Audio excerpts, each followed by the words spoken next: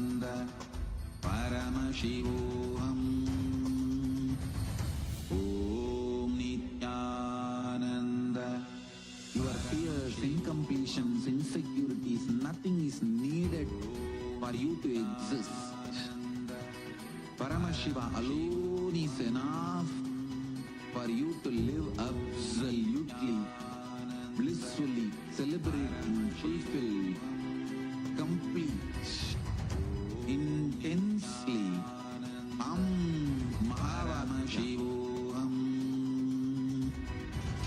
Om Nityananda. Paramashivoham. Om Nityananda. Paramashivoham. Om Nityananda. Paramashivoham. Om Nityananda. Paramashivoham. Om Nityananda. Paramashivoham. Om Nityananda. Paramashivoham. Om Nityananda.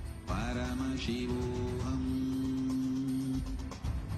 Om Nityananda Paramashivoham. Om Nityananda Paramashivoham. Om Nityananda Paramashivoham. Let our biology become one with Paramashiva's biology. Let macrocosm we carry become one with microcosm. Let the microcosm we carry become one with macrocosm of Paramashiva. Let our organism become one with Paramashiva's organism. Let Paramashiva's organism become one with our organism. Let oneness become living strategy, living experience of all of us. Amda Mahavagya, do it intensely. Om Nityananda Paramashivoham.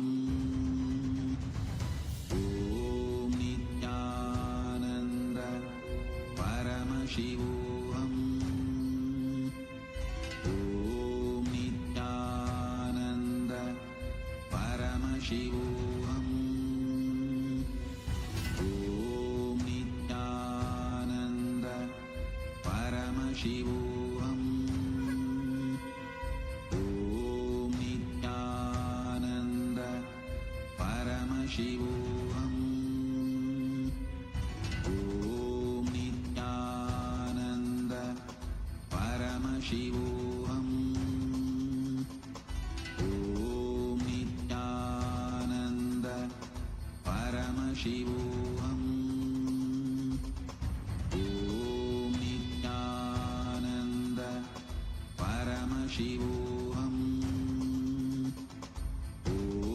Nityananda Paramashivoham. Om Nityananda Paramashivoham. Om Nityananda Paramashivoham. Om Nityananda Paramashivoham. Om Nityananda Paramashivoham. Om Nityananda Paramashivoham. Om Nityananda Paramashivoham. Om Nityananda Paramashivoham. Om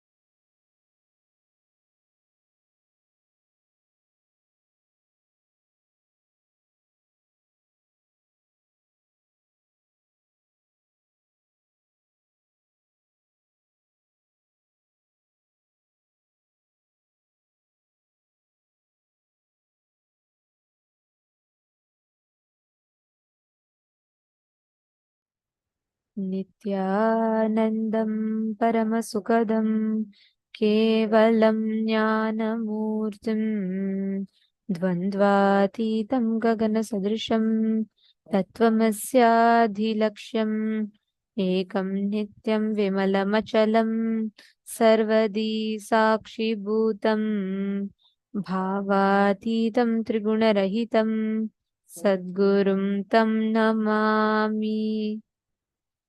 Nityanandam, everyone. We welcome every one of you to the 18th day of Paramashivoham. How are you all doing?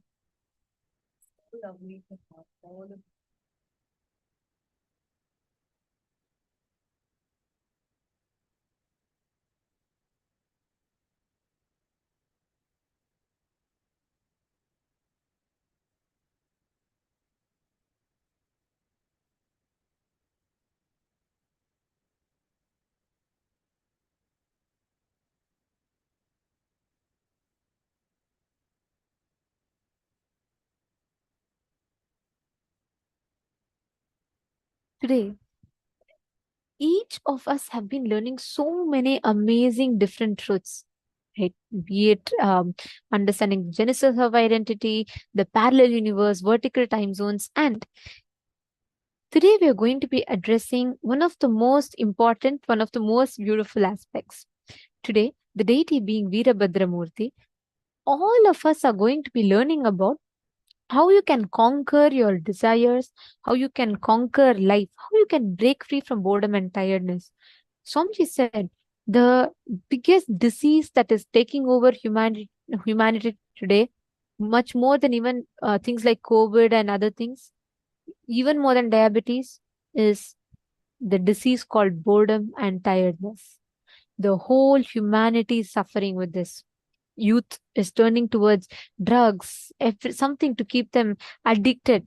They're getting addicted to social media, something to keep them up because there's no involvement life in them. There's no involvement with life. This is the biggest disease that humanity is suffering with today. And the solution for this, actually, what we all are going to be learning today is something like too amazing. I'm so excited for it because whether the time loop, understanding about Paramashanta Swarupa, manifesting that Paramashanta Swarupa through us, learning how to be ferocious with yourself. Two exciting topics are there for today. And thank you all for tuning in. Be sure that you're there throughout the whole day. Every session is important. And I request all of you to listen to the sessions intensely, participate. We are in the 18th day, and the topics you're learning are extremely advanced. So if you're someone coming newly and you are finding it difficult to learn so many of these things, make sure you are sitting throughout the day, and at least you need to attend this Paramashivaham 3 times minimum to be able to grasp this content. So don't worry, you feeling that you're learning too much is good feeling. It means it's actually starting to enter inside you. So don't worry about it. Let's get started. The first session we are going to be entering into is a session on Paramashanta Swarupa of Paramashiva. What is this Paramashanta Swarupa? What does it even mean? How the being that we have, what are we being established on? When that is Paramashanta Swarupa of Paramashiva, peace, established on peace. This peace is not graveyard silence, but vibrant happening, intense unclutching, but intense involvement in life. Literally what Swamiji is doing, right?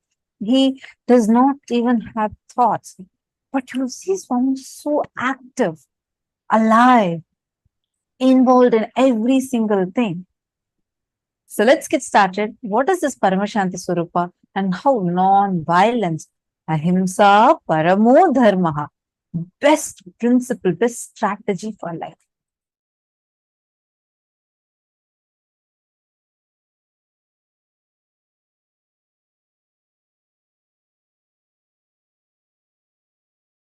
Tyaga, non-violence, unclutching, all these are not inactive, tamasic, inertia, lazy, tired, bored, withdrawn lifestyle. Non-violence means not only you will be non-violent, ahimsa, established in ahimsa, you will actively practice ahimsa and enrich everyone to live ahimsa. You will create an ecosystem where ahimsa can be practiced with integrity. Understand? All the infrastructures needed to keep the non-violence ahimsa alive media. Media is the non-violent way of reaching out to people and telling the real truths and facts. Like media, education mechanisms, everything should be actively filled with the truths, ideas about non-violence, yaga, spiritual strength, powerful cognitions, all these great truths. Strength is intelligent way of existing. Strength is not violence. Strength is not terrorism. Strength is not conversion. Understand? Neither by conversion nor by terrorism any religion is going to survive in the future. Future of the religions is not going to be decided by their capacity of conversion or terrorism. No, that period is over. The next generation is not interested in conversion or terrorism. It is interested in living the life and life positive.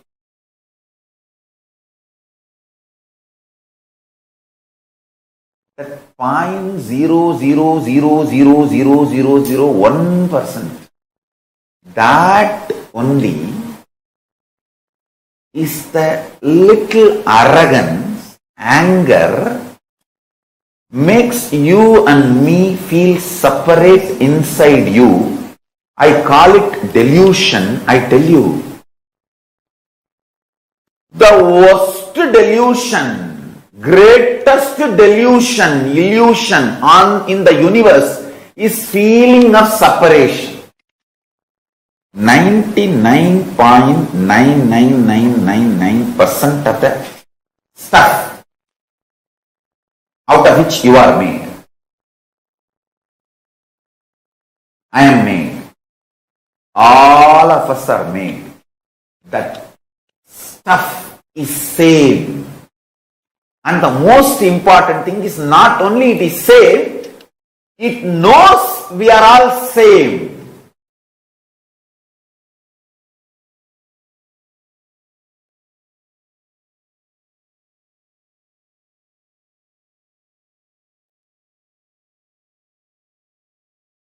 So, 0.1%.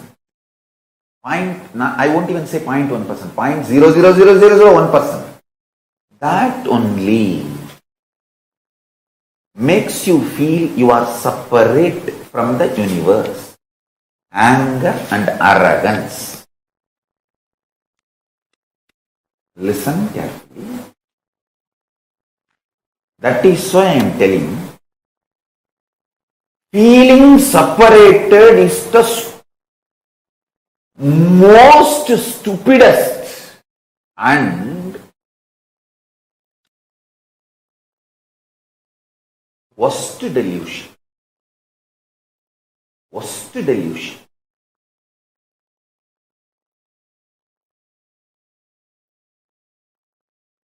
It is from the feeling separated stems violence. Violence is rooted in feeling separated.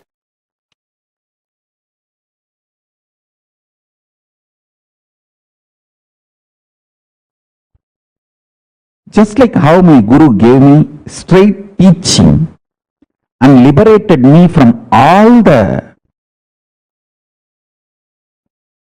socially inflicted delusions about wealth, I'll give you some of the powerful cognitions and liberate you from all socially inflicted delusions and the pains due to the delusions related to Kala Tattva, time. Listen.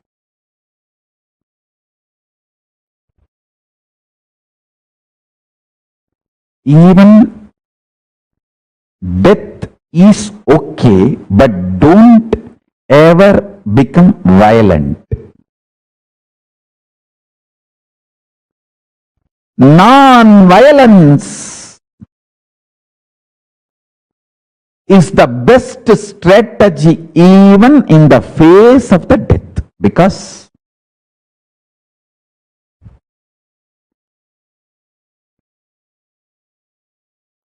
if you adopt violence, you will go down into the more and more deluded consciousness and suffer. If you adopt non-violence, even if you die, you will raise into higher and higher consciousness. You can manipulate your ability to take birth as you want.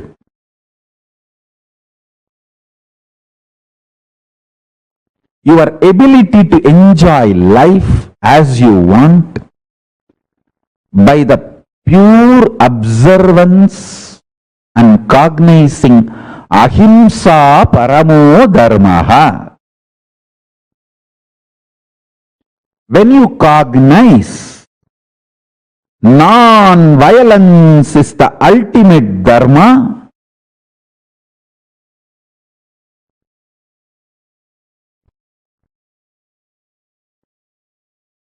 you have so many wonderful powers manifesting in you. You will master the higher states of existence, higher space of existence, because non-violence will bring tremendous strength and fearlessness. Every time you are non-violent and face the crises in your life, you will become fearless. Listen, non-violent response to every crisis removes the fear and strengthens your cognition, ability to cognize powerful cognitions. Now, just now, sit and listen and pen down this statement once more. Non-violent way of responding to every crisis in your life removes all fears from you and strengthens your powerful cognitions and your ability to cognize powerful cognitions and manifest them as reality.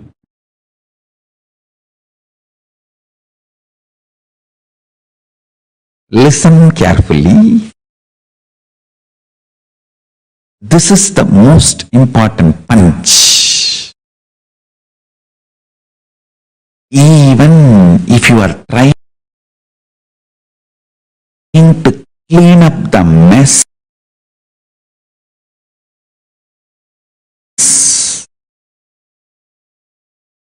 created by the reactionary assumption patterns and reactionary assumption lifestyle,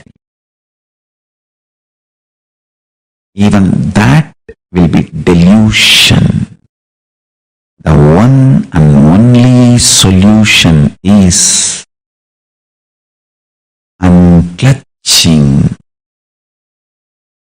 withdrawing into supernal effulgence of Paramashivoham. Listen. Supernal effulgence of Paramashivoham. If you just internally tell yourself, okay, I am not going to struggle anymore with this business which is torturing me, with this job which is torturing me, with the relationship which is suffocating me, I am declaring liberation, I am withdrawing. Even if you take a conscious decision, don't do, I am not saying divorce, I am not saying resign the job, I am not saying sell the company, no. I am saying decide to create an inner space for yourself where you are not constantly functioning out of reactionary assumptions. This is what I call liberating cognitions, liberation principles. Withdraw. For 2 days still, I'm not going to get involved. Let me have my space. Let me sit with supernal effulgence of Paramashiva. Let me sit with Swamiji and talk to him. The supernal effulgence of Paramashiva.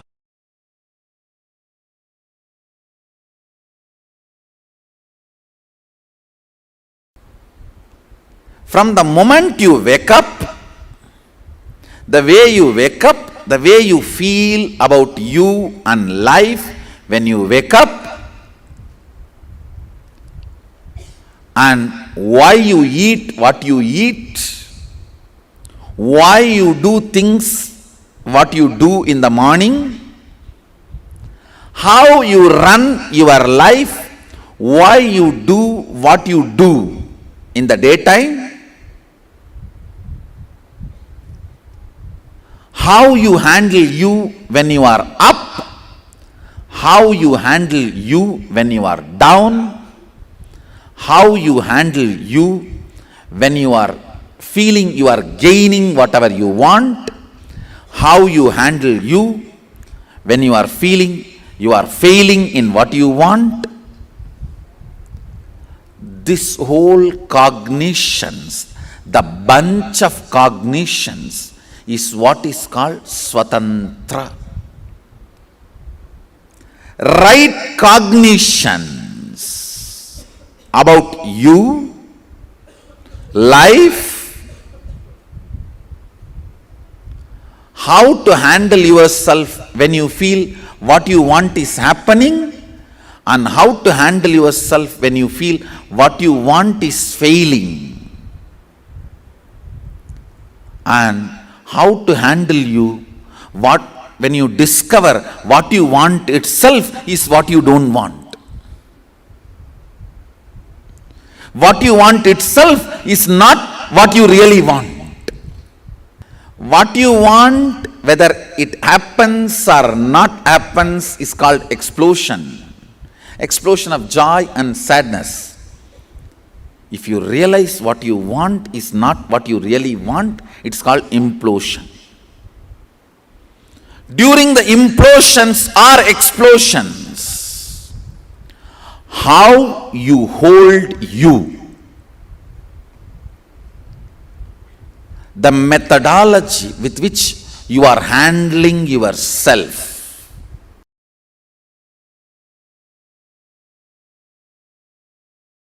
listen carefully.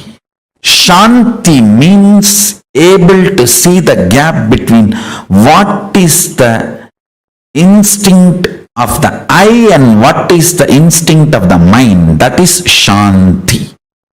Able to see inside your inner space. The thoughts generated in you, are they from mind or are they from I? Always the I realizes and releases only powerful cognitions. Always mind realizes and raises only powerless cognitions.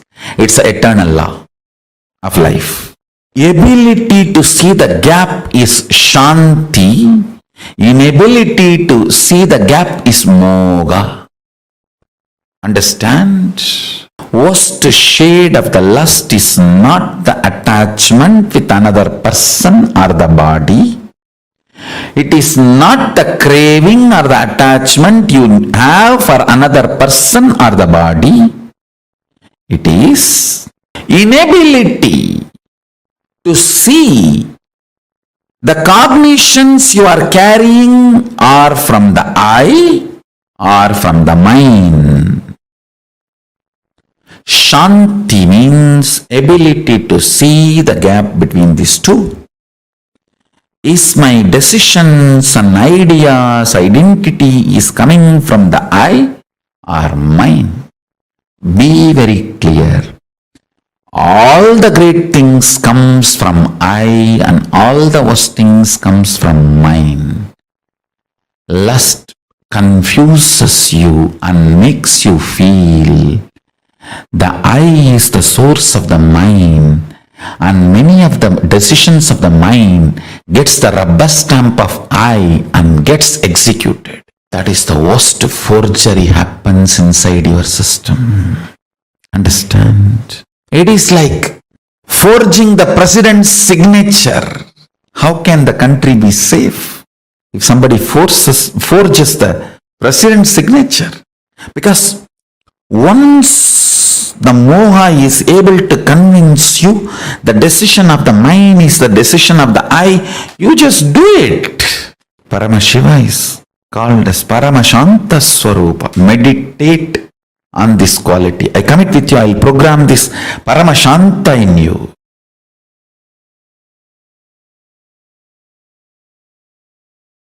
Intensify your inner space through any one of these methods. I'll describe the methods now. Just 5. Continuous, unbroken prayer.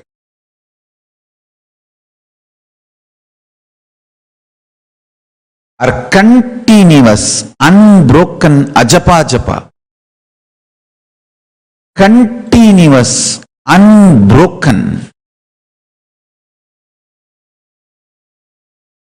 Paramashanta Swarupa Dhyana.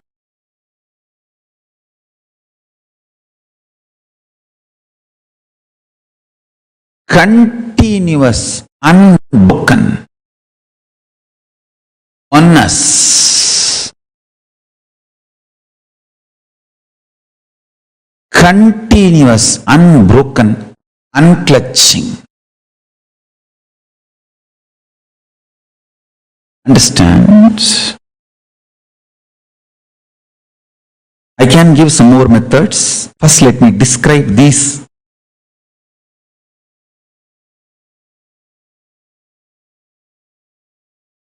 Use any one of this or all of it, no problem. See, sometimes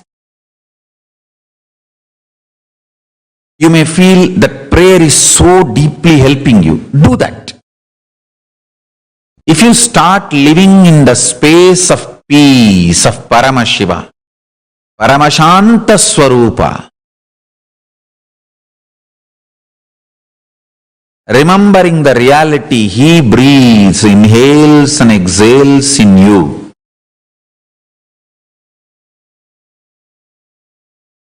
With the eternal bliss and peace.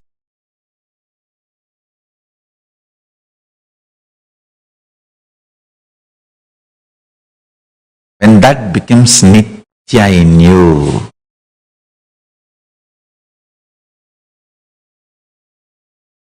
the very quality of your existence goes up. See, that taste, what you consider as joy, bliss, that very quality raises.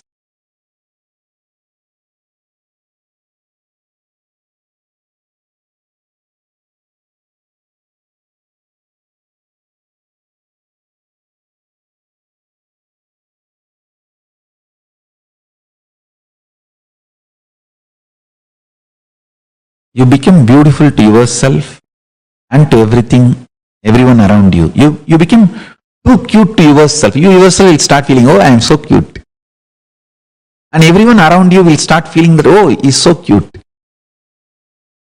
That feeling, you feeling cute within you, about you. And everyone around you feeling you are cute for them too. That is the fragrance of Paramashiva oozing out of you. That joy, Paramashanta Swarupa.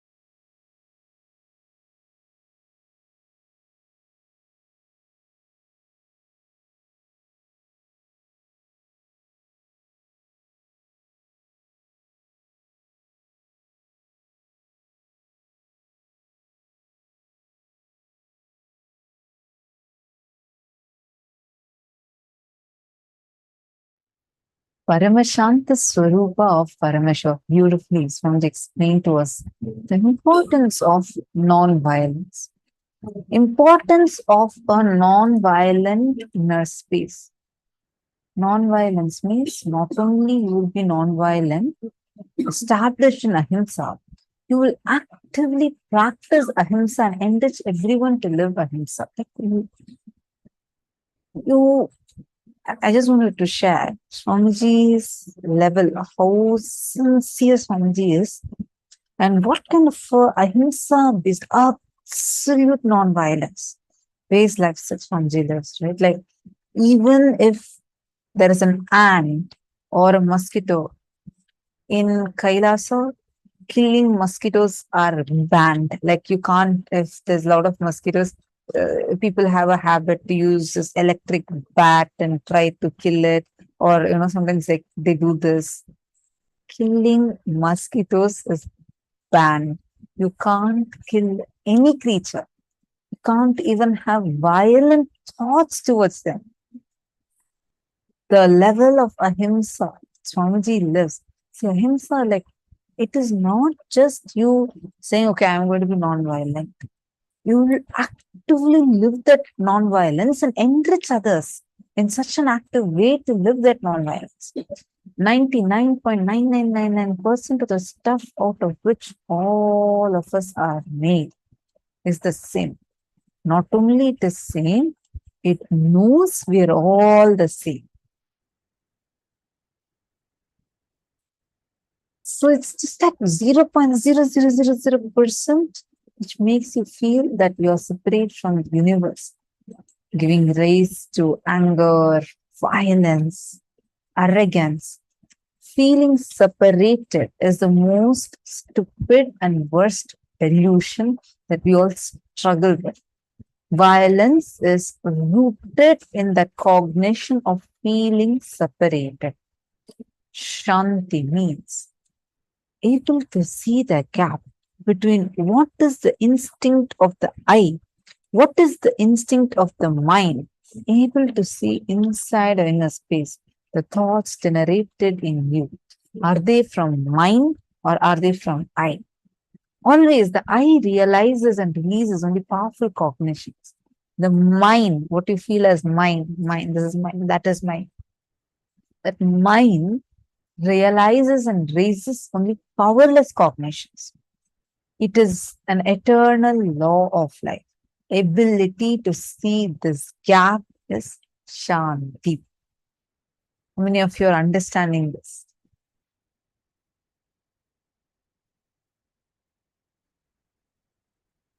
If any of you are not understanding any aspect in this, please take a moment and post it here in the chat. See, Paramashanta needs to be understood very, very, very deeply. It is not just violence that you show towards some animal, some other person, even to your own self. Whenever you feel, this is mine, that is mine, and from that cognition of mine, if you're responding, you'll be actually reacting. It'll be from violence because you feel something is separate. You are separate, this is separate. But when the identity, I, feeling I exist, that Swamiji says, you are alive. It's the only reality you know. So from that cognition, saying that from that I, anything you do, any cognition comes from that would be powerful cognitions. Are you all getting it? Inside, decide, no violence, no separation, no question of encouraging any feeling of separation. When ocean, the wave comes, so every time the wave raises high, and the wave looks at the ocean, it feels like it is separate and those ocean is separate and it rests. It feels so afraid. It feels like, oh God, I can't fall into this. I can't really fall into this. And I lose my very identity. When it dissolves into the ocean, it realizes whether before, nor during, nor after. was it ever separate from the ocean. It was always part of the ocean, and it realizes its oneness with the ocean. Same way, Swamiji says 99.9999% of us, like you, me, and all of us with Swamiji, Paramashiva, everyone are made of the exact same material. Only 0.0001% of us is different. And that 0.1%, all of us are thinking, oh, I'm separate, this is separate, that is separate, and start having violence. Dharmo rakshati rakshitaha. If you protect dharma, dharma will protect you. Bring minimalistic reactionary assumptions in your inner space. One very beautiful formula Swamiji gives. Be liberal in your actions and conservative in your reactions. Be liberal in your actions. Do your actions more and more. Kurvan neveha karma ani jijiveshe shatagum sama aha. Live for hundreds of years. Do actions more and more. Be liberal in your actions. Be conservative in your reactions. In your reactions, you've got to be very, very, very conservative. How many of you getting this?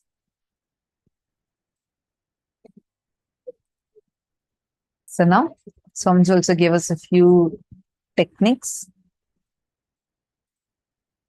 Continuous unbroken prayer, continuous unbroken ajapa, and unbroken Paramashanta Swarupa Dhyana, continuous unbroken oneness, continuous unbroken unclutching. So all these in your inner space. You all can take a few minutes and write this down. These are 5 methods to intensify your inner space.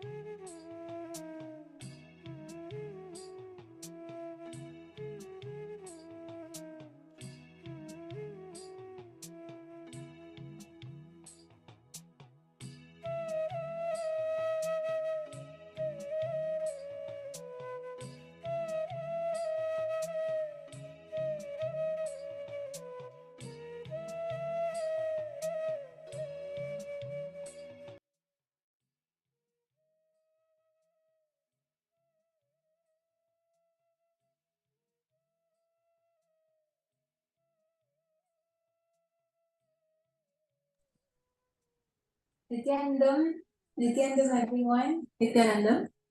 So we welcome you all to the first power manifestation in today's program, of today. And now we are going to be manifesting a very interesting power. But before that, let us all understand the context, right? We just watched a very powerful satsang, a very powerful enlightening revelation from Swamiji, where Swamiji explained about Paramashanta Swarupa, how nothing outside you and no type of violence or anger or nothing should affect your space inside. All of us have the consciousness, Paramashiva inside us, which is untouched by anything which happens outside, right? Because everything which exists is not reality except Paramashiva. So we are going to be just using the same cognition. We are going to be manifesting this power. So Swamiji explained that we just did a process also, right? Where we understood about the 5 things which we should do to experience that Paramashanta Swarupa.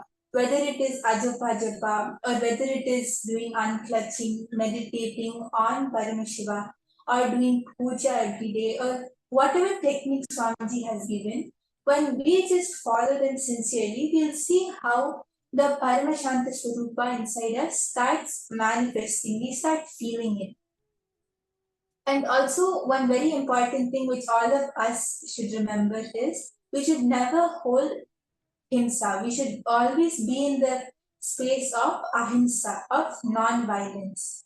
So, just holding this space, whether it is power manifestation or whether it is any other regular thing which we do in our everyday life, always holding this space of being how Paramashiva is, right? For all of us, Paramashiva is Swamiji. So just seeing how Swamiji is, that is how I should be. I should embody that space, that complete space of who I really am.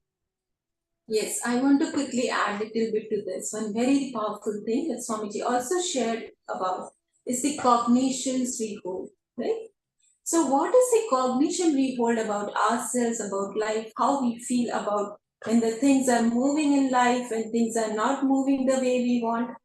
Always cognizing and establishing ourselves in the space of Paramashanta Swarupa, in the space that I am Paramashiva, irrespective of what is happening outside. When we are in that space, you will see that your whole life, our whole life becomes power manifestation. So much good will happen.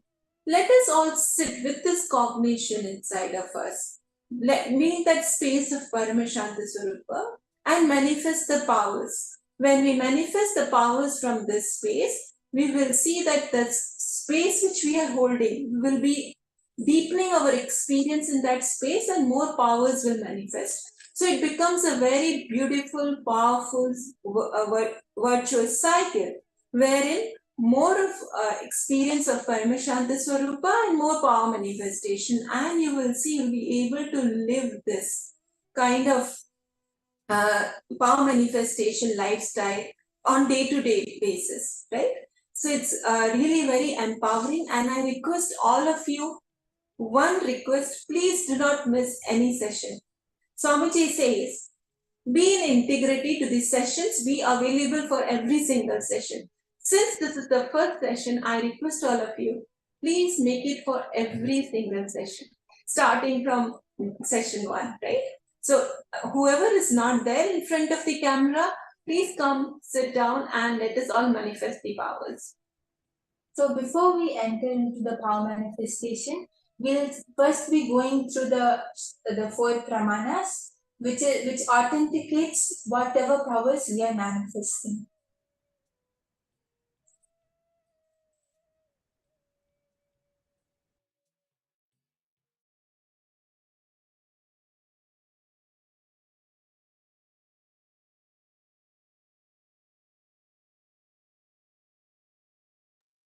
So first is the Shastra Pramana, which is from the Vijnana Bhairava Tantra, Dharana 61 and Sutra 84. Akasham vimalam pashyan Ritva drishtim nirantaram Stabdhatma dakshana devi Bhairavam vapuraknuyat. Where Bhagavan Paramashiva says, looking at the spotless, infinite etheric space, Akasha, beyond the sky and clouds, one should see and make the body and inner space steady and motionless. In that very moment, O Devi, one attains the nature and powers of the infinite space, Bhairava.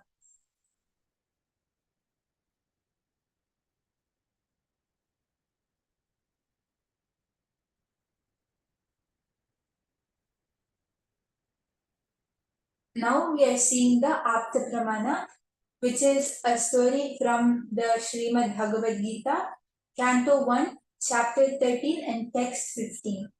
In the Hindu Purana Mahabharata, narrates the story of the great sage Maitreya who reveals the secrets to Vidura, the story of his birth in human form and reasons for all of his suffering. Sage Maitreya accessed the Akashic records and told Vidura that he was not an ordinary man, but in fact was an incarnation of Yamadharma, the Lord of Death. He was to play the part of a so-called Shudra for 100 years, being cursed by Manduka Muni. And this is the Atma Pramana, the accounts from the life.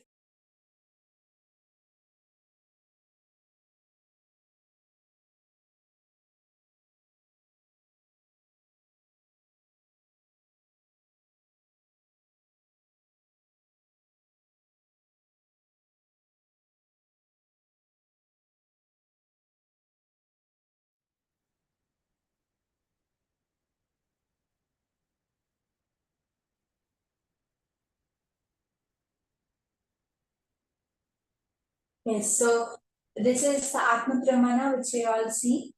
So this is the this is the sharing of a devotee of how she had won the lottery just as Bhagwan Kalabhaiva predicted.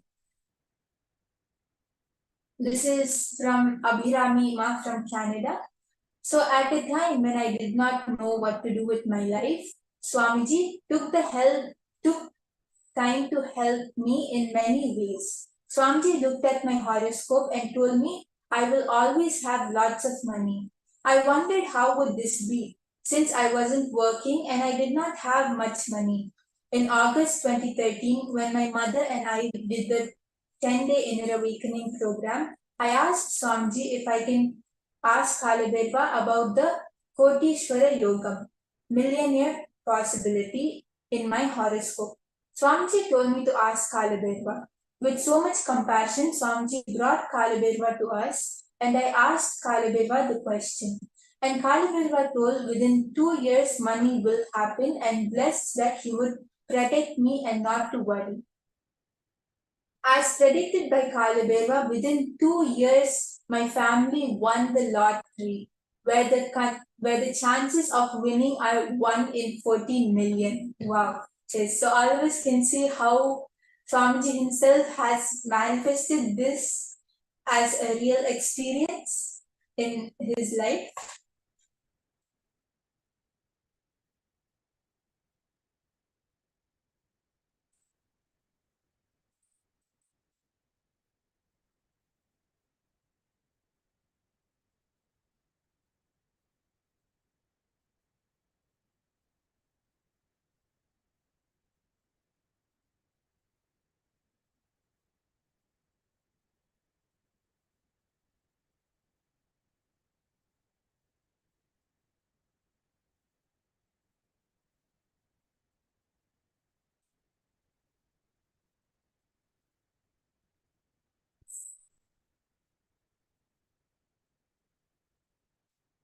Yes, so here I want to explain each one of us here. What are these pramanas? These pramanas are the references, right? references at various levels to tell us all that this is all truth, plus for us to get inspired. First pramana which we saw was from the scriptures, the Hindu scriptures, which are the scriptures themselves say about these powers. Then second one was from the lives of the lineage of enlightened beings, that is called the Apta Pramana. And then the last one, the third one was Atma Pramana, which is the references from the life of the SPH himself, wherein the SPH manifested these powers. Now it is our turn, right? After we've been initiated into these powerful cognitions and powers by the SPH himself, we need to manifest these powers. And this becomes one more reference, right? One more thing to look back and get inspired and see, wow, so many of us are manifesting and have manifested in past. So it's very, very empowering for each one of us, wherever we are, that we can manifest these powers. Yes. So now with this same cognition, we are going to be understanding what exact power we are going to be manifesting. So now we are going to be manifesting the power of Akashic readings. And this power of Akashic readings is a power where we connect to Bhagwan Kalavirva himself. And there are actually many different levels of it. There is super advanced level, there's a beginner level, and there are many levels. So now we are going to be starting from the beginner level. And this is the power where you are going to be connecting to Swamiji, and through Swamiji you are going to be connecting to Bhagavan Mahakalavirva, and you're going to be accessing what incidents have happened in the past. Means it's the accessing the records of the past, present, and future.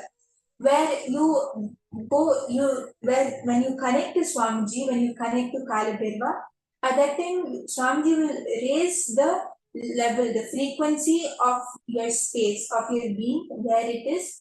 And when the level and the frequency of your being is raised, you will be able to see all the records, all the Akashic records which are kept of everything which has happened in the past, in the present, and which is going to happen in the future. So now the exact power which we are going to be manifesting is, we are going to be scanning an incident, a verifiable incident which has happened in the past. And many of you might actually be thinking that, okay, I'm sure many of you are new to this program, and many of you have not manifested such a power yet. And you're like, okay, what is this, like such an advanced power, Akashic reading? Actually, it is not about the power, whether it is an advanced power or whether it is a super simple power. However you take it, it's all your cognition and my cognition. It is all our cognition of the power being difficult or easy. But what we have to do from our side is just one simple thing, which is connecting to Swamiji. It can be for moving a coconut on your hand, or it can be for doing Akashic readings, or whichever power and whichever thing, power manifestation which you have to do. So now we are also going to be doing the exact same thing which we do every single time in power manifestation, which is connecting to Swamiji. That is the key thing which we have to do, right? Swamiji says that if I have to flow through you, if you want me to flow through you, then you have to give that yes. You have to become a clear channel. That is only when I can flow through you and I can express myself through you. So that is only what we have to do. And I would actually like to share my own experience of this. So this is when I was new to Gurukul, and at that time, the only power which Swamiji had introduced was third eye reading. So when I joined Gurukul, that is when Swamiji was introducing so many different powers: length, breadth, depth, consciousness format. It is like every day we were manifesting a new power, and the full day we were just sitting in Phuket. So it was a really nice time, and at that time, I used to manifest consciousness of matter. Like Swamiji gave us the initiation into rolling coconut, and all the violations, all of us were able to manifest it really nicely. And I was like, okay, yes, this is such a simple power, I'm able to do it. Then after that, the next day, Swamiji initiated us into the power of breath. And at that time, how we were told to manifest it is, one person in front of us would open a painting of a famous painter or any artifact, and we would have to scan and paint exactly what it is with full details, whether it's the vase, the color of the vase, or the how many plants are there, or what type of painting is it, from which is it, from the Renaissance or the modern period. We had to do everything, and I was like, oh my god, I'll not be able to do this. Then at that time, the Balasans who was sitting with me, she gave me the same powerful cognition that it is not us who's manifesting powers, right? The first thing which we have to understand is it's not you or me who is manifesting. It is only Swamiji who is manifesting through us. And she told me that you just have to hold this cognition and connect to Swamiji. Just at that time we didn't have the Mahavakya, but she told just hold Swamiji's image in your inner space, just have the feeling connection with Swamiji. And draw this cognition that okay, it's difficult or you'll not be able to do it, right? Because it's only Swamiji who's manifesting through us. And I just did exactly what she said. And like before this, we actually did like around 3 or 4 rounds, and like I was absolutely getting everything wrong. It was not even one thing was correct. Then I just tried this. I was like, okay, and I connected to Swamiji, and like I myself was unable to believe it at that time. The moment I closed my eyes, I just decided to do this. But even before I started, even before I connected to Swamiji or did anything, I just closed my eyes and I could see a clear image. Like I could see a perfect clear painting in like with my eyes closed, and I was able to draw the whole thing with full detail.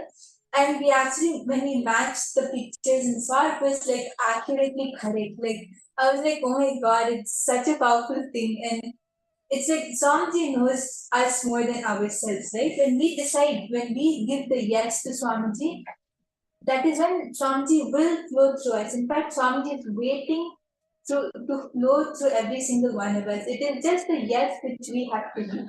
As Swamiji says, if you take one step towards me, I'll take 10 steps towards you. So let us just hold the same powerful cognition. Yes, so interesting. Thank you, Mom Brahma Yoga, for sharing this. And I'm sure all of us are very excited and inspired here. And who doesn't want to experience Swamiji, right? So Paramashiva is waiting to flow through each one of us. I request all of you to please get ready. Let us all sit straight with our head, neck, and spine in straight line. And if all of you have Otta, I request all of you to please apply it on your third eye, on your temples. And when we are manifesting this power, you might like you'll see many different things. It can be a date, it can be a color, whatever details Swamiji shows, makes you to write down everything because it is an incident which we are scanning. So it can include anything and everything, right?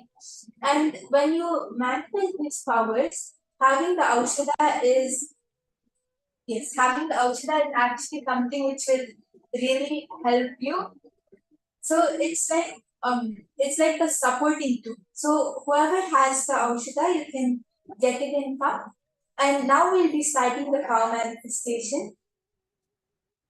So I request everyone to get ready. And we are going to be identifying the details of what happened on a particular day, as I just explained.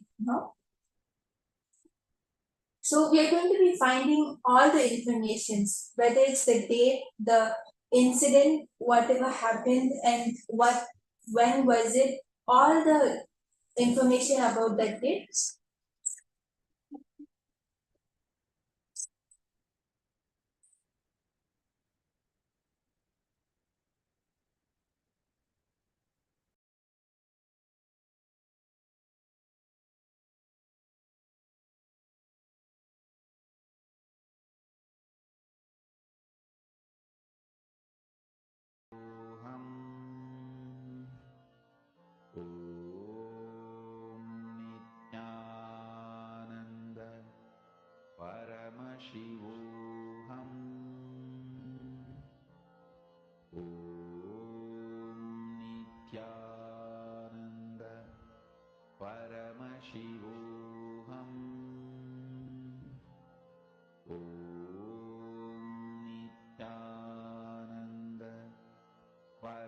Yes, now I request all the participants to connect to a partner, and it can be anyone in the Zoom room itself, or if you have anyone online, you can connect to any of your friends, family members, and request their consent for manifesting this power.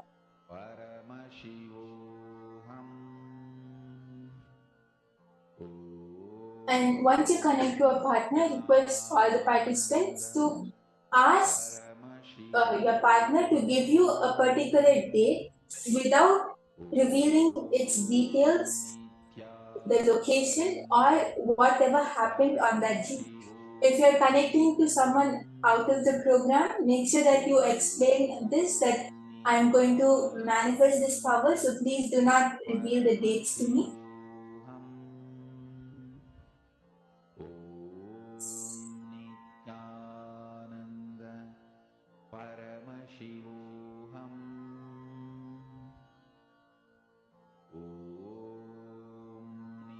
I request all of you, let us take 2 minutes and please connect to your partners. It can be inside the Zoom room or call your friends, family.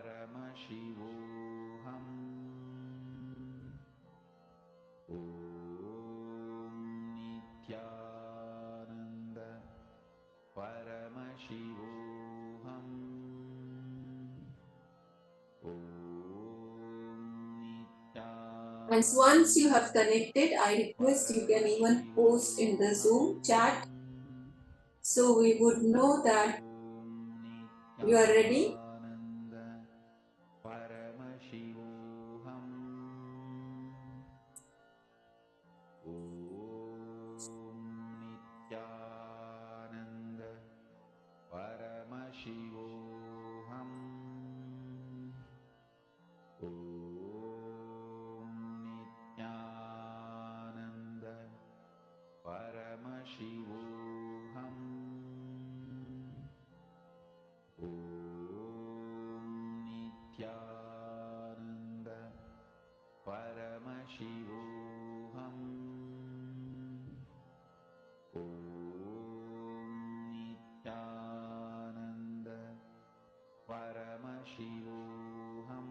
Okay, now I request all the participants to connect to Swamiji. Just hold the date which your partner has given you in your third eye. And connect to Swamiji. Remember Swamiji in your third eye.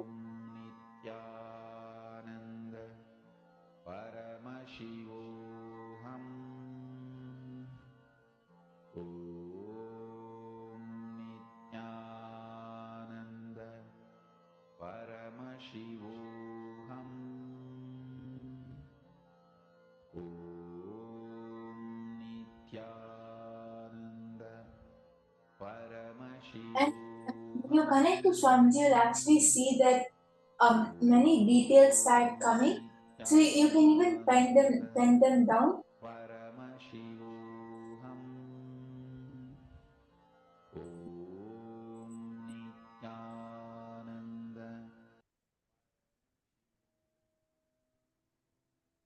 Yes. So, for example, your partner might give you a question of what happened on the 1st of December. And you see that, okay, there is a birthday party happening and it was her 15th birthday. So you can write down, okay, I was able to see it was a bright sunny day. It was around 2 o'clock, it was on the 1st of December, and I'm able to see a lot of colors.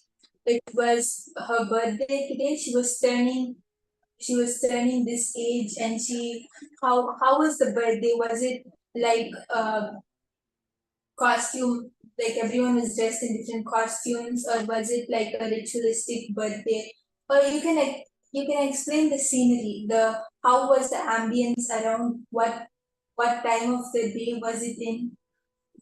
what type of cake were you able to see, or if there was something noticeable, something special and some unique thing in the area.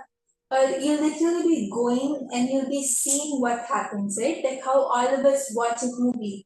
When if we pause at a specific scene, we can tell that okay, there are two characters standing here.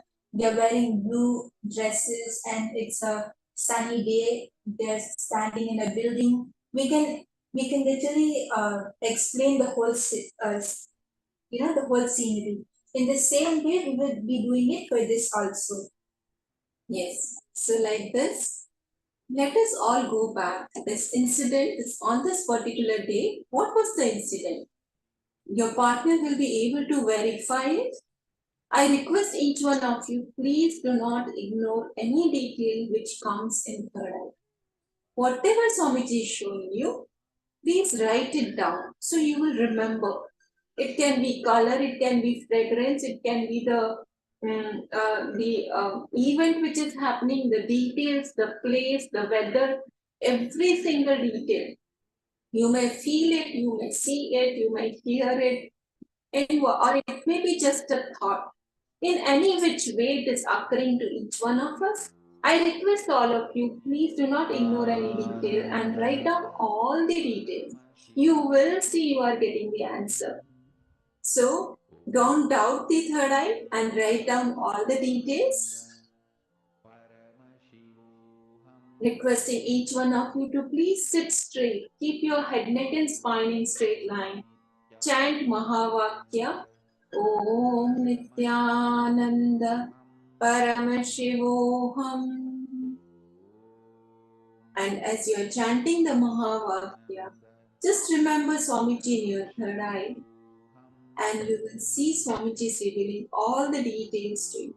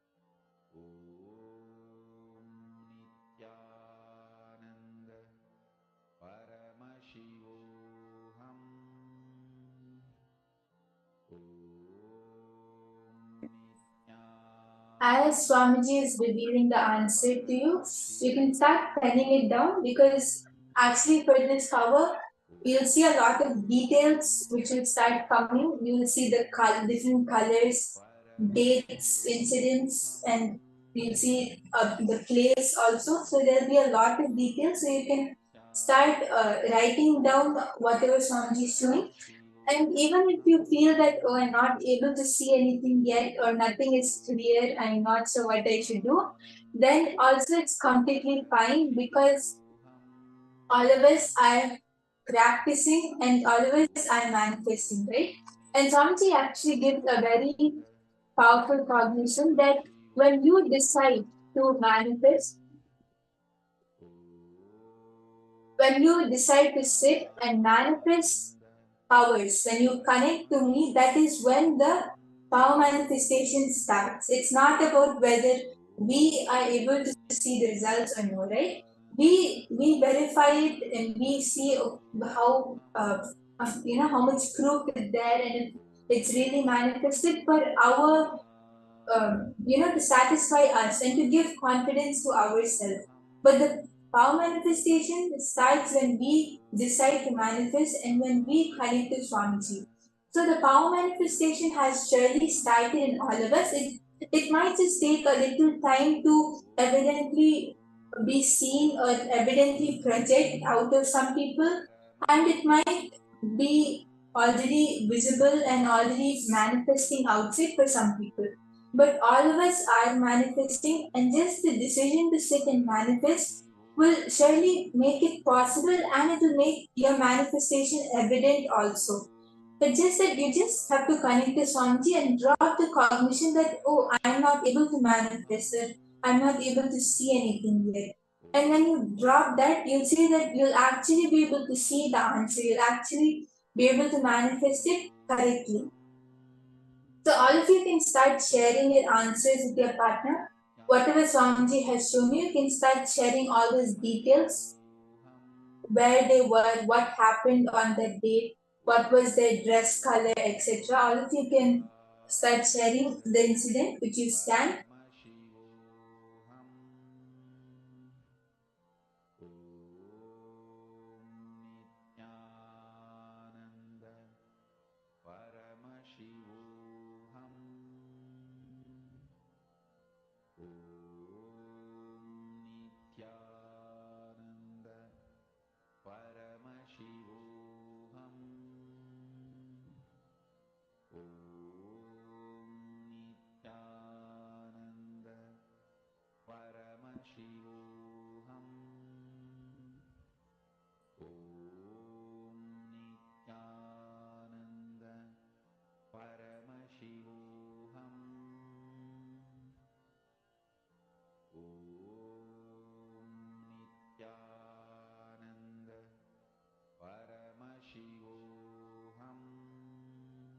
Yes, I can see that many of you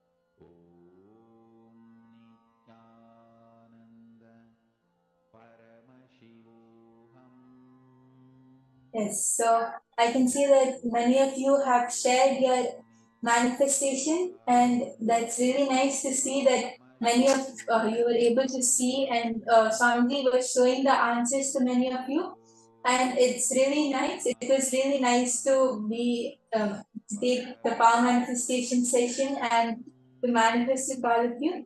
And now we are going to be moving on to the next session where we would be learning from Swamiji about the Nityatva dimension, about the dimension of eternity. What is it all about?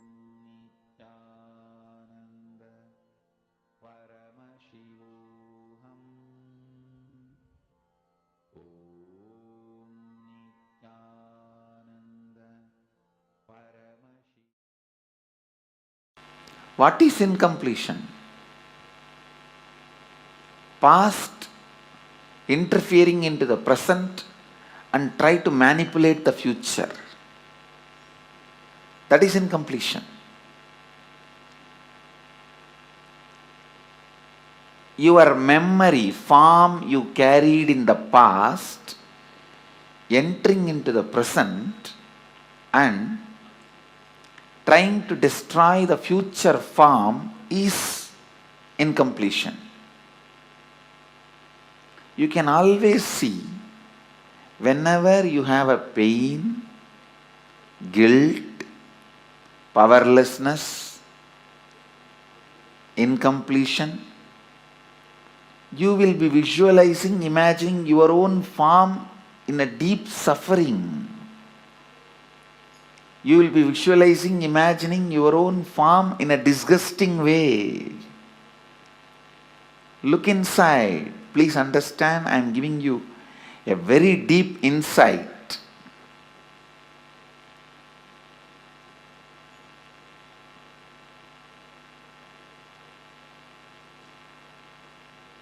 Whenever you are powerless, angry, violent, incomplete, look in, you will be remembering your own form from the past, which is actually you will be flashing your own photograph in your screen. Let me talk in the language of computer, you will understand. You will be running your own photographs in your screen, inner space screen, which is taken during the very sad, depressed moments.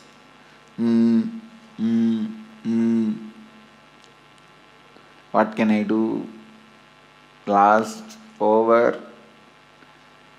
That kind of the photographs which you have taken at the wrong moment and preserved, stored in high resolution, in a stupid way, in your inner space, you will go on be replaying them. See, whenever you are powerless, you are not going to remember the full smile photograph of you or the ecstatic photograph of you. When you remember that, you are going to be in the space of completion.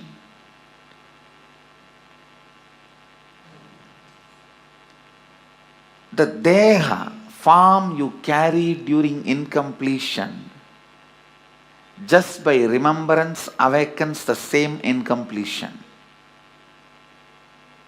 Understand? Just by remembrance, something can bring incompletion or completion.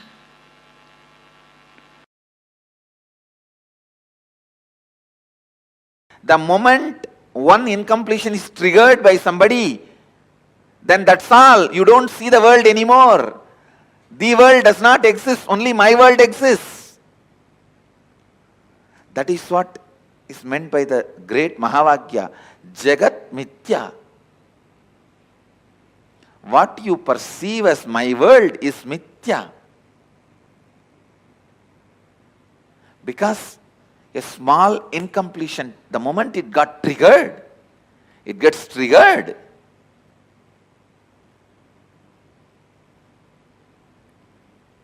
A small incompletion, the moment it gets triggered, you stop seeing the world and you are deluded in my world. Brahma Satyam, Jagat Mithya. I don't disagree. Jagat Mithya. But that does not mean in your actions you will not radiate the truth Brahma Satyam. In your actions also you have to radiate the truth of oneness, non-dual consciousness. While you are seeing your finance, your accounts, sitting with your auditor, do you feel that oneness without falling into the powerlessness? While you are sitting with a spouse and having a dinner or lunch, do you feel that oneness without falling into the powerlessness? When you are sitting with your team and discussing your corporate strategy, your office strategy, your consciousness, does your consciousness be established in that oneness and non-duality without falling into the powerlessness? Look in.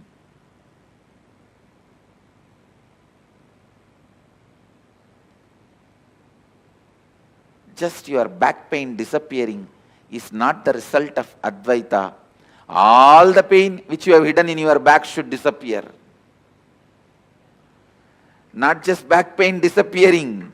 All the pains which you have put it in back has to disappear.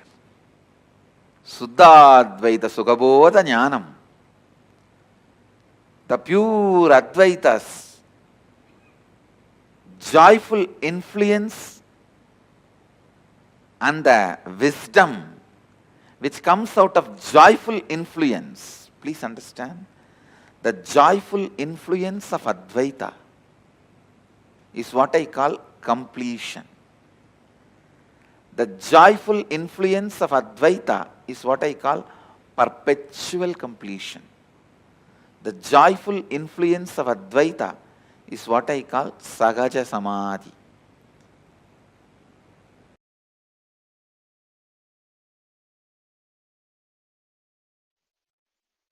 Paramashiva's own reflection, his own reflection in this universe is yourself. Yourself's original source in the parallel universe is Paramashiva. Listen.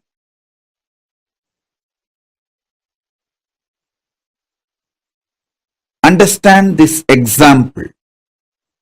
A swan, Paramahamsa, flying on the sky, is just floating in the sky. His reflection falling on a swimming pool. The reflection is you. The swan is Paramashiva. The swimming pool is your body.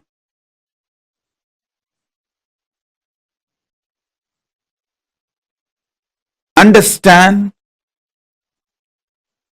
the moment reflection looks back to the source, it realizes it was, it is, it will be forever Paramashiva. Sometimes the reflection feels it is being hurt by the waves in the swimming pool.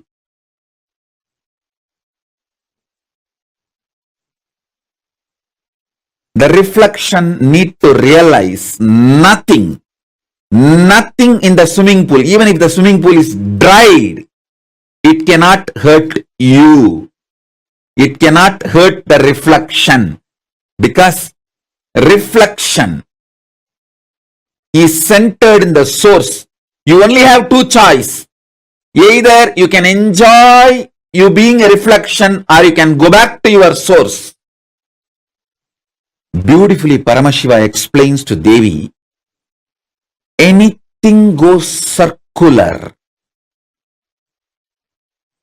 Listen, anything goes circular, repetitive, is reflection of me.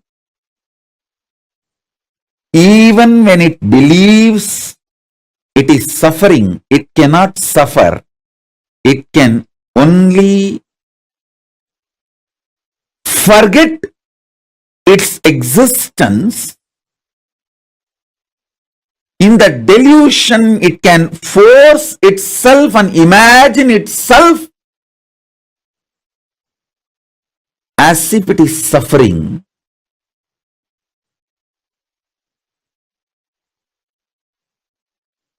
When that reflection looks back at the source, it realizes it is Paramashiva.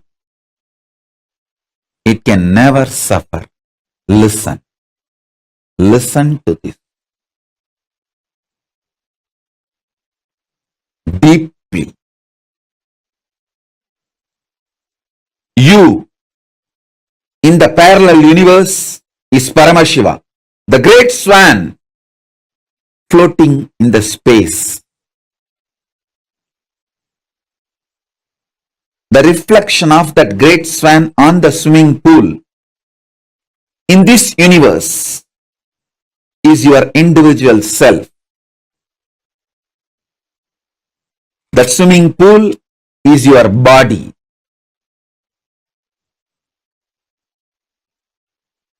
Anything which goes round, listen. Paramashiva explains so beautifully. I'll tell you in the modern language, whether it is an atom or known universes, everything goes round it is in circular motion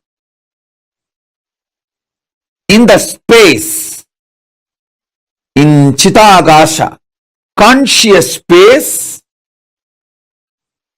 Anything, whether an atom or the known universe, everything is rotating in the circular motion.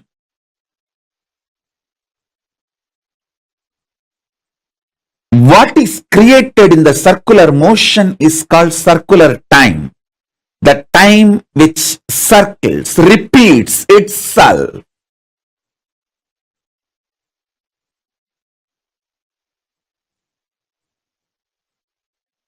You can see in your body, your hunger repeats itself. Your number 1, number 2, number 3 repeats itself. Your sleep repeats itself. Your patterns repeat themselves. Your decision to smoke, your decision to drink, your decision to be addicted to something, everything is repetitive. Understand? Anything which repeats is in the circular time motion. It is within the field of Nirantaratva but not Nityatva. It is within the field of Nirantaratva but not Nityatva. If you know, anything which repeats does not hurt you, cannot hurt you. You are liberated from time. You are liberated from Kala.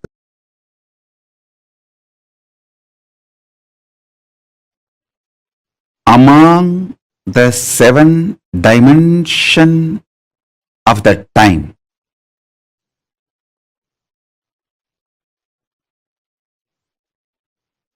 space before the past, past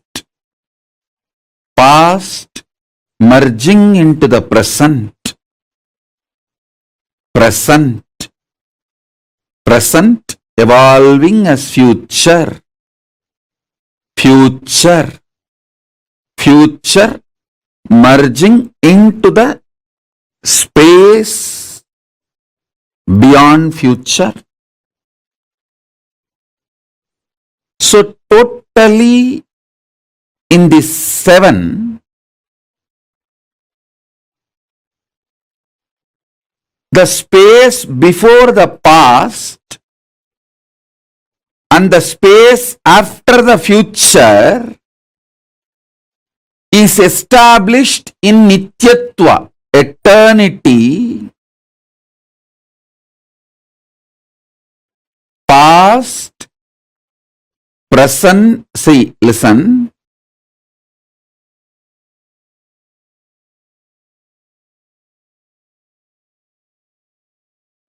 past becoming present, present evolving as future, future. This 5 is Nirantaratva. In this Nirantaratva 5, only the present moment touches Nityatva. So, if you want to enter into Nityatva, voluntarily, if you want to break this Kala Chakra consciously, the door is open only in the present. The cumulative effect of all the practices you did and the initiations you received enters into the present.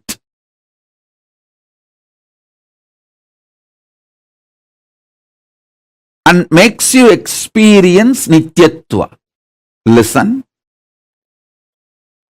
I wanted all of you to remember the cognitions I gave about Nityatva and Nirantaratva. Nityatva is 7, Nirantaratva is 5.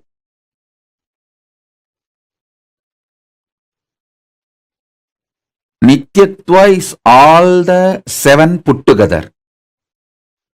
Nirantaratva is this 5. In this 5, only in the present moment you touch eternity. Before the past, if you enter into that space, you can touch eternity. Through completing with all your past, you can reach that. Sometimes it may take even few janmas to reach that. And through the future, you can reach the space beyond the future by constantly being Nirvikalpa Samadhi, burning all your desires and patterns which want to repeat itself. You can reach. Again, that also sometimes may take few janmas. But entering into that Nityatva can happen in the present moment just through initiation.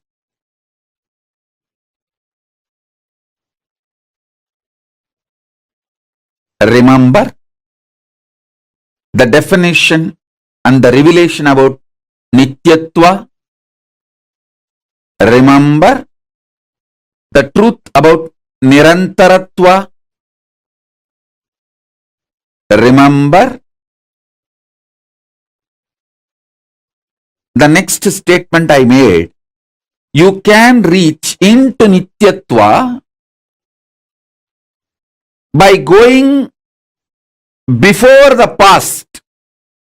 You may need to complete the past. By completion, you may enter into the space before the past. You can enter that way. That is also one path. There is another one path where you can enter into the Nityatva by exhausting all your future. By being in Nirvikalpa Samadhi, you burn all desires, all seeds, all bijas which can manifest your future, all karmas burnt. And then you enter the beyond future space, Nityatva. That is also possible. But both will take few births to achieve. At present, in this very moment, through initiation, I can put you into eternity, Nityatva. In this present, three things are going on inside you. The identity default you cherish, and the identity you consciously want to manifest, and the struggle between these two identity, your doubts, hatred, denial.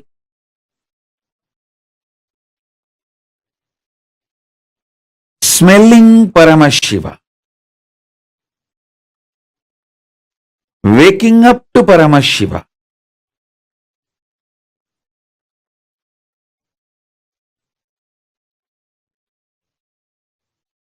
waking up to this highest. In this moment present, it can be done through the initiation.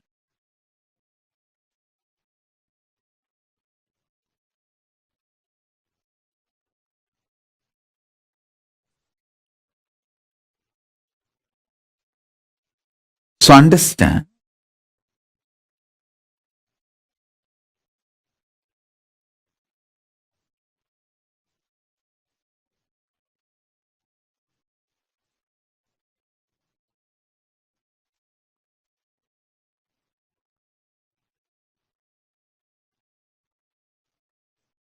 that is why always the ultimate manifests through initiation. Small things you can achieve on your own through tapas. But the ultimate is done only through initiation. It is only the transmission of lamp from fire. The fire is lit. From a lamp, living lamp, another lamp is lit. So, smelling Paramashiva, waking up to Paramashiva,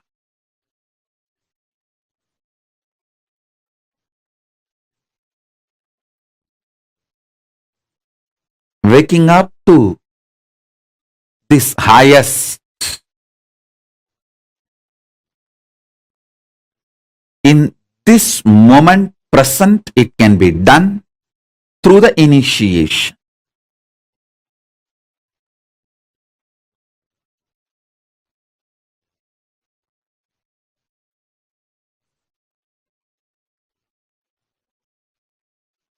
So understand,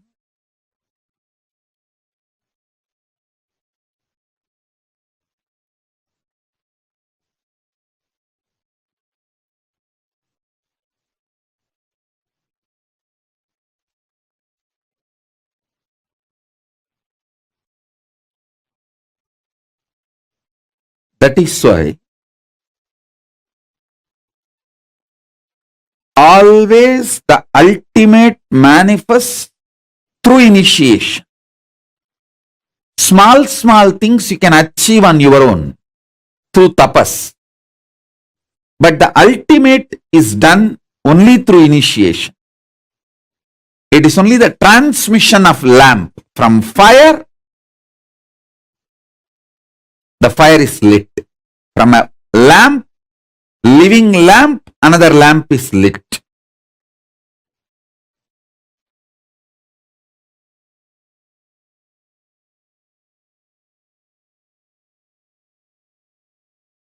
I'll explain this eternal, the truth of eternity. Understand? Many of your patterns, sufferings, fears are impulsive, not existential based. If you decide to sit with you and relaxed way look at you and have a mature conversation with you, much of your fears have no place inside you.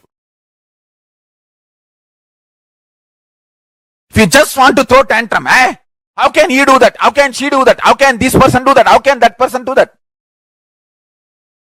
If you are interested in throwing tantrum, all the fears, greed, everything has a place in you.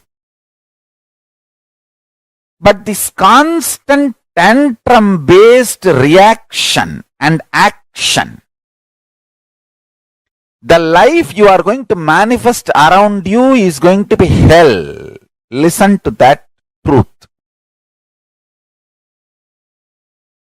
See, the constant tantrum throwing, violent hatred, action, reaction, you are going to create hell around you.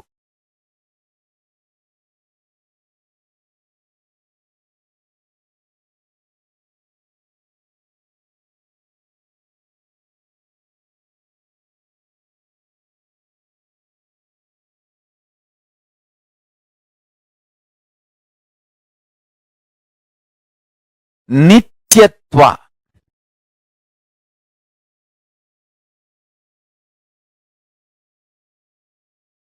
I can use in, maybe I'll create a new word. Eternal, cosmic constant.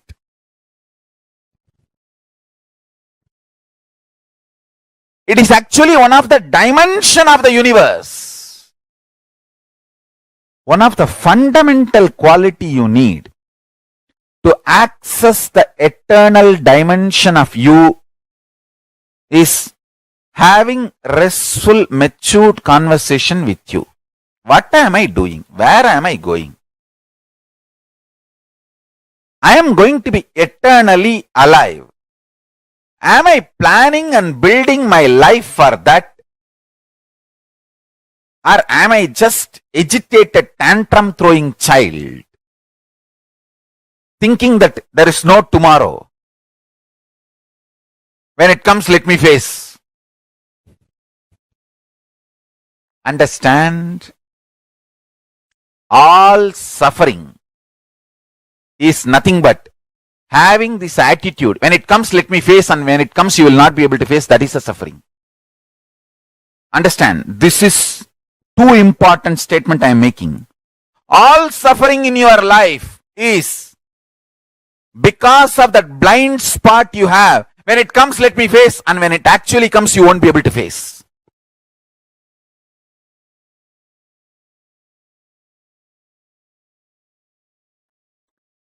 In the past, You have a full freedom to form opinion about your past, and you have full freedom to create the possibility of your future. This clarity you will get only if you decide to do tyaga. Listen. I am freed. I declare boldly, I am freed, liberated from sufferings once for all. Suffering related to past, suffering related to future. Because I decided to do tyaga. Understand? You can always sacrifice the achievements, pleasantness, bliss, joy related to your past. You can always forget that you completed PhD. But you can never forget you got delayed for one of your examination because you spent time with your girlfriend,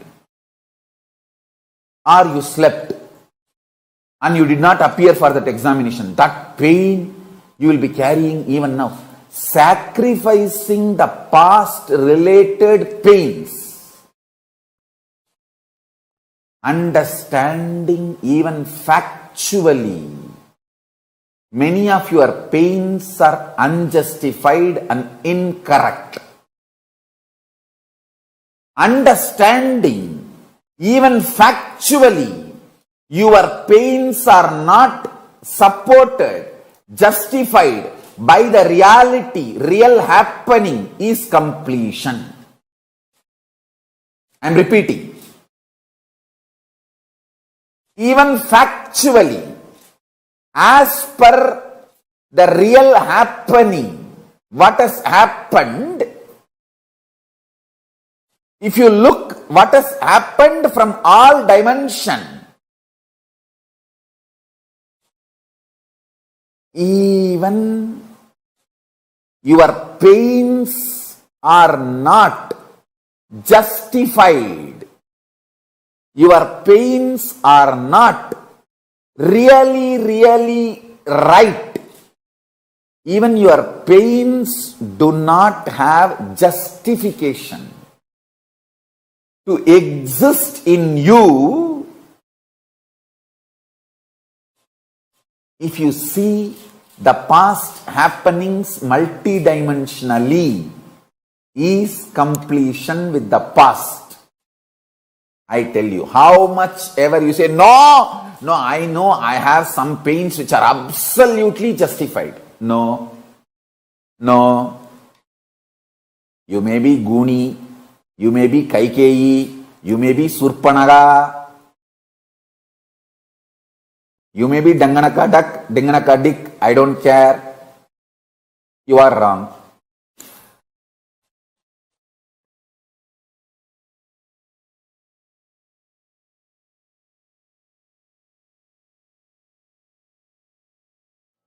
Paramashivoham.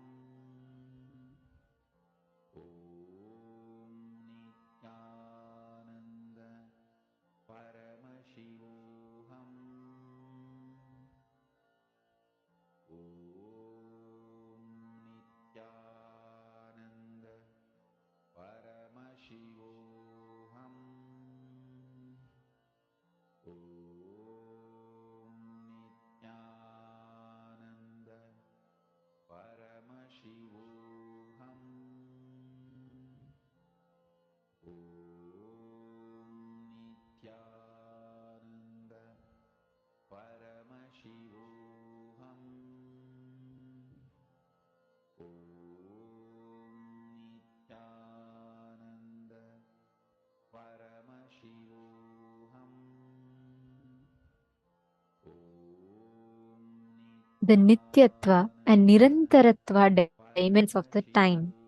Swamiji very, very beautifully explained to all of us about what is time. The idea, the understandings that we have about time, Kala. The space before the past itself, past merging into the present itself, present evolving as future, the future itself, and the future merging into the space beyond the future. The space, all these seven put together forms time. All of us would have always heard about past, present, future. That's all is time for us, right? But there are seven dimensions of what we know as time. Space before the past itself, past merging into the present moment, present evolving as future, and the space beyond the future. Now, the space before the past and space after the future is established in Nityatva. It's very important for us to understand this. What Swamiji is revealing, this is such a profound truth. Just if you cognize this one truth, you will be empowered so much in the way you meet time. Because we all get so bored and frustrated about the concept of time, that beyond a point, time starts tiring us. We start getting tired of time. But here, Swamiji is revealing such an important truth about time, just by understanding which we will evolve into having one of the best amazing experience of life in itself. I request every one of you here to post what did you understand as Nityatva and what you understood as Nirantaratva. See, the seven dimensions of time, right? The cycle of time. So there is space before the past itself, past merging into the present itself, present evolving as future, and the future itself, and the space beyond the future. These seven components put together forms time, the Kala Chakra. Are you all catching it? See, normally we all think, oh, okay, it's just past, present, and future. But here, Swamiji is revealing an amazing truth. All of us only know, see, without the last two, which is without the space before the past and without the space after the future, without these two, the five components that exist is called Nirantaratva, which is what all of us mostly interact with. But what we are talking about is the space before the past and the space after the future. These are Nityatva. Just in eternity. Are you all catching it?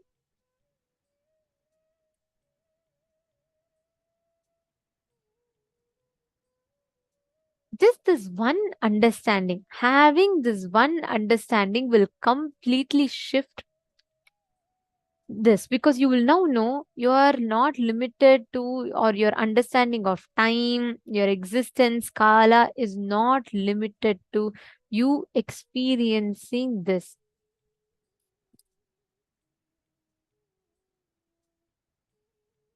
Ma Itzk is saying, okay, Ma Istak is saying either you can enjoy being a reflection or go back to the source. The reflection cannot suffer, only can forget its existence in delusion. Okay, listen very carefully. So beautifully Swamiji has revealed in this. See, let's say there's a swimming pool, okay? There's a swan flying up. The reflection of the swan from the sky falls on the swimming pool. Now tell me, if I throw a stone on the swimming pool and there are ripples, will that ripples affect the swan? Can all of you give me an answer? A swan is flying in the sky. There's a pond. I'm throwing a stone on the pond, on the reflection of the swan in the pond. And there are ripples being created. Will me throwing the stone on the reflection of the swan affect the swan that is in the sky? Yes, no? Yes, obviously it's a no, right? Of course, it's not going to get affected. Same way, Paramashiva, is the Paramatma, means he is that ultimate soul which exists. All of our body is a mirror. That ultimate soul is being reflected on us. Your soul, we think, we get so attached to it, thinking this is my body, this is my life, this is my family, this is my world. We get so attached to it. But it is like the swan crying, saying, oh, how can he throw stone in my ripple? You can never be a Paramahamsa, the supreme swan. Paramashiva is that reality. We're all the reflection of Paramashiva in the human bodies. That is what Swamiji so beautifully reveals through this. Whenever you are established in the Nityatva dimension, you can never be stuck. Just deciding to be in present. See, the whole thing, right? The past, the space before the past, the space after the future, the whole thing is connected through the present moment.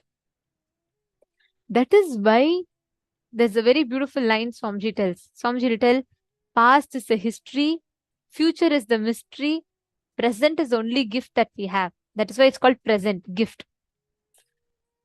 If you keep going on to your past, your history, you're going to waste time. If you go into the future, the mystery, you will not have surety of anything. You'll suffer with insecurity. The only thing that is a gift to you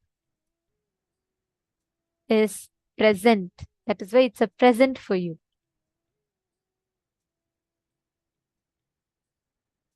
Understanding? So don't get stuck into the past. Ma Priyatma Surupini is saying a beautiful quote. Yes, I love this when Swamiji had told this in one of the satsang, and it's such a powerful, isn't it so true? Past is the history, future is the mystery. Only present is a gift for us. That's why it's called present. And whoever is in the present moment receives that gift. Understand, all the baggage of the past that you try to constantly put into the present moment, or your insecurities about the future that drives you in the present moment, both are not giving you the experience of present. See, it is like, let's say there are two, like there's a parabola or a hyperbola, right? And then there is a point, that x. Now, where exactly the point touches the line, right? Let's say there's a circle, there are two circles, like two things, two semicircles going. The point in which this and this meets, that point is called present moment. Now you have the space which is before the past, you have the space which is after the future. So there is, like, just visualize this, right? There's a space before the past, there's past becoming present, there is present evolving as future, there is future. This is our normal time, Nirantaratva. Now, there's a space after the future and there's a space before the past. The only point that enables you to access that is the present moment. Only when you are in present, you can experience Nityatva. That is why present moment is very important. Sometimes the reflection starts feeling it is being hurt by the waves in the swimming pool. That is the beginning of delusion. You just need to understand this. The key, the truth in this whole game is, what are you cherishing as? Do you cognize yourself as a reflection, or do you cognize yourself as a swan? If you think you are the reflection of the swan, then every stone that is thrown in the pond, you will get affected by it. But you just need to realize, hey, you're flying beyond it. You're not, none of the stones can touch you.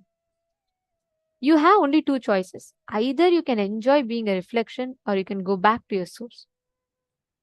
That is why in this session, Swamiji revealed a very important truth.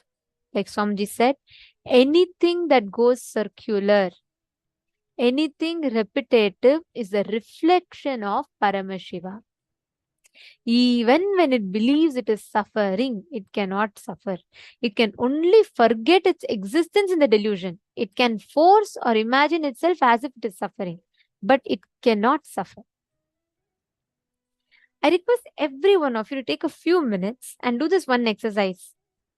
Write down all the moments from your past which you feel you're stuck with. Like your pains, your sufferings are not justified even logically, even factually, right? Just take a few minutes, write down some suffering, some pain that you hold on for a very long time. You've been holding on to it, you've not completed, you've not been able to move on from it. Could you all take a few minutes and write down? At least list down 5 such things.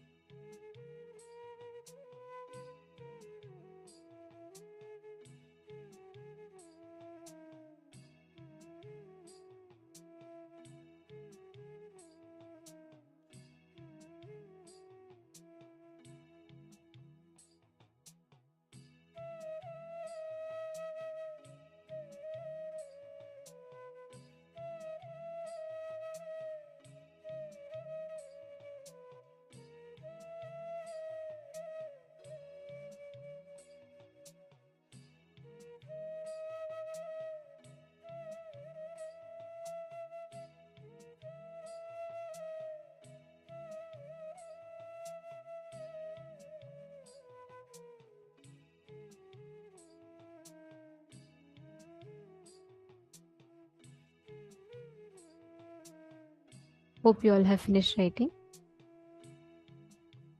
Now, just understanding the truth about Nityatva, Nirantaratva can completely change the perspective in which how you experience life. Now, let's say you have some struggle. Let's say there's some struggle that you have, or you're being stuck. Life is giving you the same situation again and again. How many of you feel like this? How many of you feel like, God, no matter how much I try, I keep coming back to the same problem again and again and again? How many of you experience that?